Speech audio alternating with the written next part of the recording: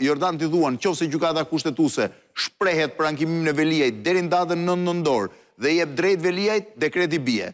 Nëse jep të drejt Këshillit Ministrave, vazhdon. Vazhdon, s'ka asnjë pasojë. Nëse gjykata kushtetuese shprehet nga data 20 nëntor për shembull, nuk do sillte asnjë pasojë më në atë çfarë ka ndodhur, do njësoj si me dy prokurorë të përgjithshëm. Po e keqja që unë kam ngrit disa herë dhe kur kam mbrojt çështjen në gjykatë kushtetuese, i kam kërkuar të ndryshoj praktik madje, nuk ka ndodhur si rast, është që gjykata kushtetuese duhet ta shndrojë veten në një mjet ankimi efektiv, që do të thotë jo vetëm të konstatoj shkelje, por të jap mundësi riparimit të saj.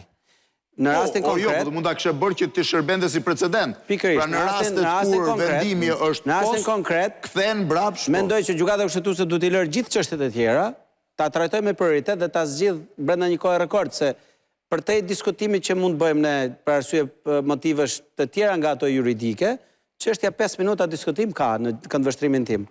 Dhe mbeso nuk duhet më shumë se 5 minuta për të marrë dakë vendimin. Një round për gjithë. Pastaj arsyetimin është diçka tjetër. Ajo që unë duhet të them këtë, pavarësisht interesave politike që kanë palët, qoftë opozita, qoftë mazhoranca, që është drejtën e saj, do ta tërheq nga ana vet, s'kam asnjë problem me atë pjesë, ka drejtën e saj. Është një moment me të vërtetë shumë kritik. Nuk mendoj se ka patur një rast të dytë në 35 vite ku kemi një krizë kushtetuese kaq thellë. Për dikë që me të vërtetë kupton çfarë pasojash ka kjo krizë kushtetuese dhe pse ka pasoja të qëndrueshme. Ajo ishte shumë e madhe, u te kalua me një artific, unë kam qenë vetë avokati që e kam shkaktu edhe kam mbrojtë çështën në gjykatë kushtetuese.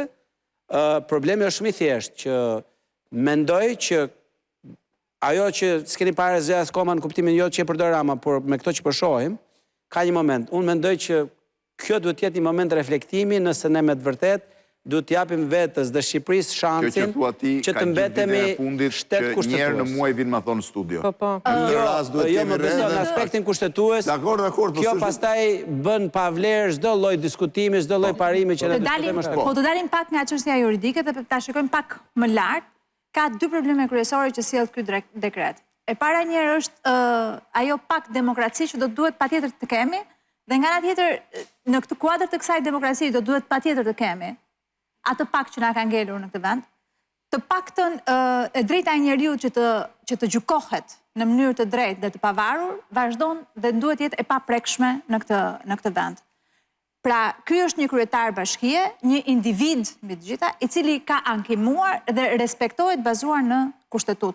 Nëse këto të drejta të njeriut cënohen në këtë vend edhe për një kryetar, ish kryetar bashkie, kushdo qoftë ai, kjo do të thotë që cënohet rënjësisht demokracia në këtë vend.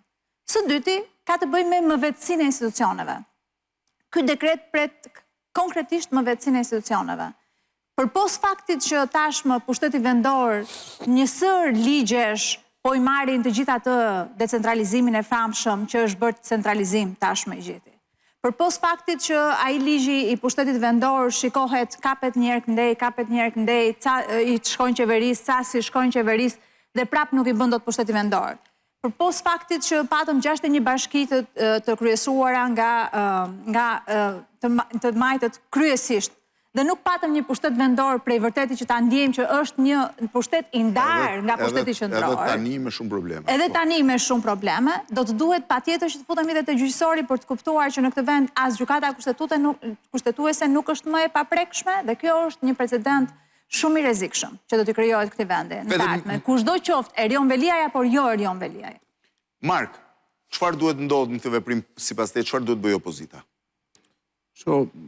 Mendoj që para opozita është pak e komprometuar, po themi, sepse i takon që në një hap X të procesit ku ajo ka qenë pjesë të shkarkimit Veliaj, ajo të po themi të kërkoj që gjithë kjo procedurë të pezullohet.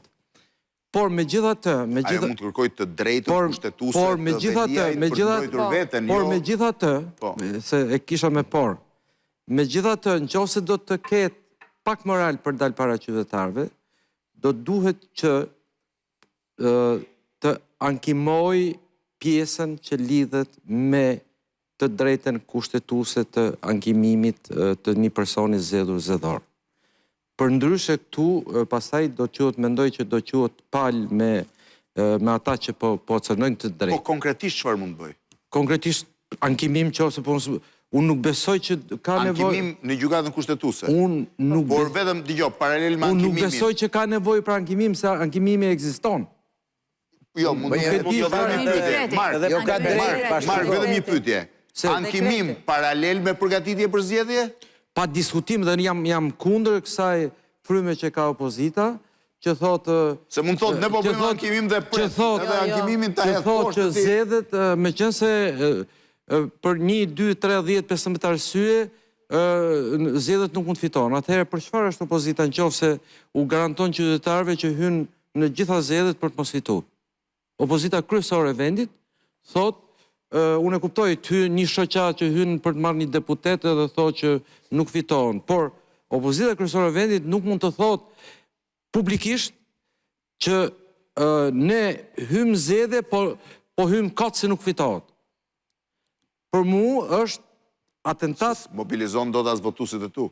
Ore, nuk ka ushtri që shkon në luft, dhe në momentin që niset në luft, të shkojmë luft që ta humbim këtë luft. Edhe 10 budallej që nisen për me luftu kundër 100.000 vetëve, thonë, ne do shkojmë fitojmë se janë budallej, po nuk thonë që do shkojmë të vritemi.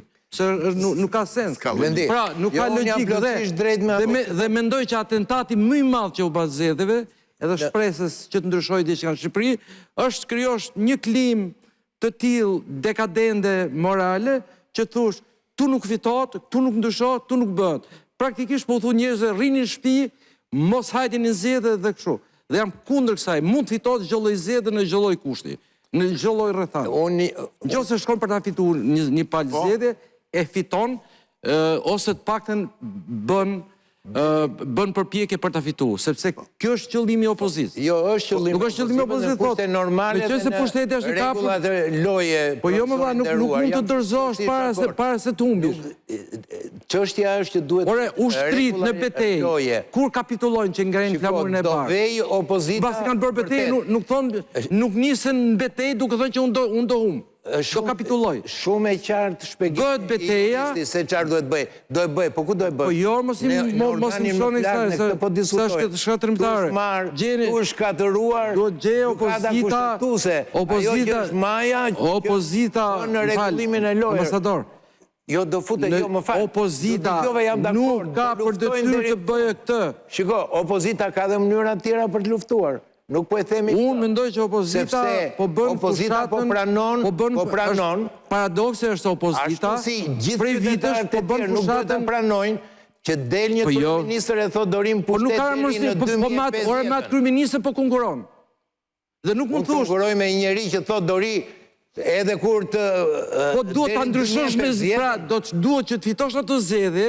Po si të fitoj unë kur tim ke prishur... Atëherë mos shko fare, ik lenja dikuj tjetër që mendon që do ta mundë. Po ç'është? Atyre që duar trokasin. A jeni në vetë? Ata që thonë që ik ti se do vion. Po një njerëzve ju. Ju thoni, ne po themi që po deinstitucionalizohen dhe për këtë diskutuam deri tash. Ju po deinstitucionalizoni opozitën. Jo, përkundrazi. Opozita nuk mund të kërkon drejtat e tij. Në një korë, ty të dalë në Parlamentin Evropian, përfaqësuesi Parlamentit Evropian edhe që janë kohët dhe qanë që po mbjellin zgjedhje gjithkohë. Rotacioni politik për arsye të bandave dhe të krimit të organizuar. Në Parlamentin Evropian. A do kërkosh ti rregullat e lojës? Nëse nuk mundesh konkurosh me pushtetin, mos konkuro, ik. Po s'mund bllokosh vendin aty dhe thush, kur konkuroj, po unë do humb. Kushtetutën më jep. Më respektoj gjykatën kushtetuese. Unë kaq po kërkoj. Pastaj unë futem ku dua. Unë po shikoj një gjykatë kushtetuese që marrin dhe luajnë futboll. Po të bëj dy pyetje. Po. E para, a duhet të shkoni në zgjedhje? Po. Po pra, do vemi në zgjedhje. Po përgjigjem po. A do fitojnë? Po, do fitojnë, do thoni. Nuk do thoni, jo, po se me këtë pushtet, se me atë pushtet. E di si e fitoj Wellingtoni betejën e Waterloos. Po. E pyti, po fiton dhe Napoleoni, dihet e historia, dhe hidhet në betejë, vetë Wellingtoni, që me idenë që më mirë të vritësh se sa të ngrinte flamurin e bardhët në nënshkruan të kapitullimi me Napoleonin. Dhe zëvendësi i tij, duke parë që donte të vritesh, dukshëm aty në fushë betejë, i thot, si i thoshte, kur diun general, çfarë duhet të bëj unë në qoftë se ti vritesh? Se ai kuptoi që ai donte të vritesh, të bësh këtë që po bëj unë, të vritesh në fushën e betejës me armë në dorë. Dhe në momentin që u hodh dhe Wellingtoni, dhe zëvendësi i tij, dhe zëvendësat e zëvendësave, dhe gjithë bashkë, ushtria franceze u qërentu... Jerdi Blueri gjatë... Më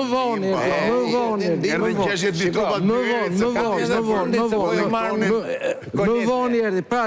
Nuk po flasim për ato beteja... Kjo pra beteja është... Po flasim për demokrati.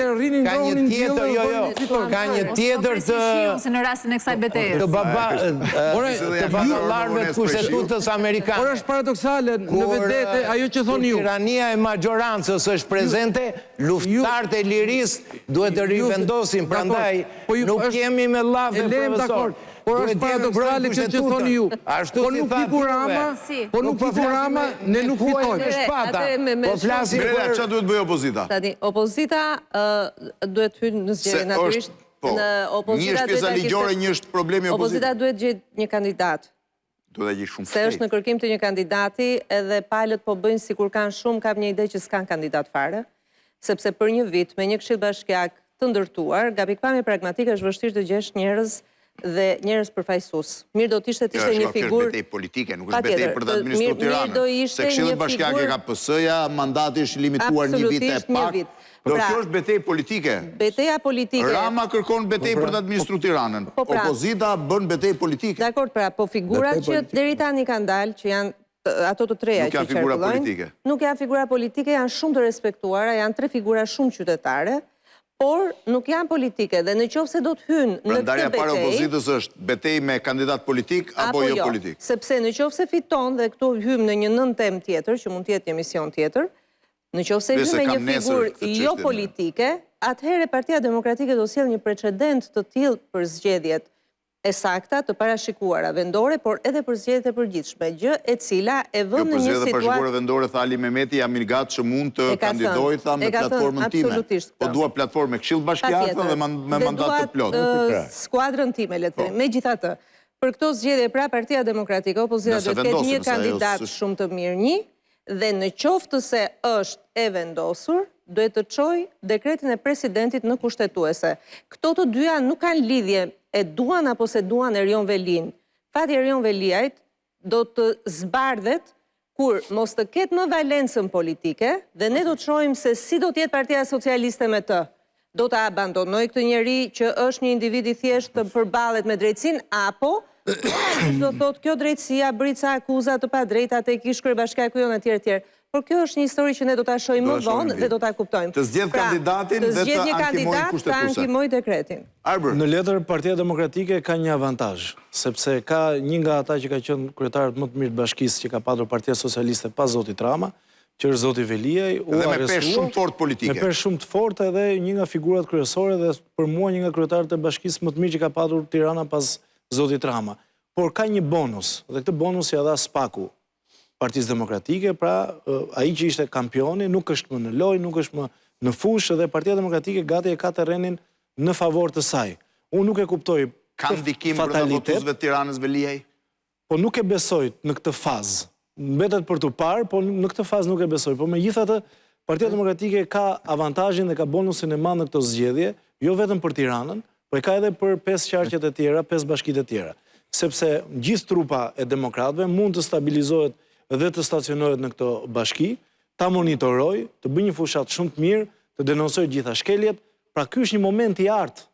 Një moment i artë i cili do paralajmëroj një mirë organizim për zgjedhjet e ardhshme lokale.